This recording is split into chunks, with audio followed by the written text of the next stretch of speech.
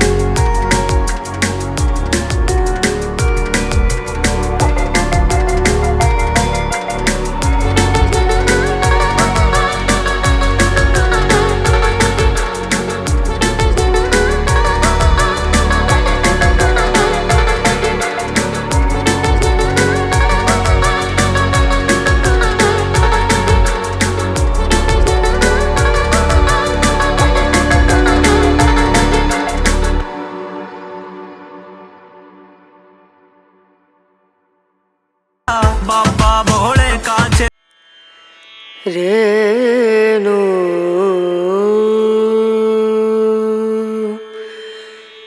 कुछ बढ़ के मिलेंगे।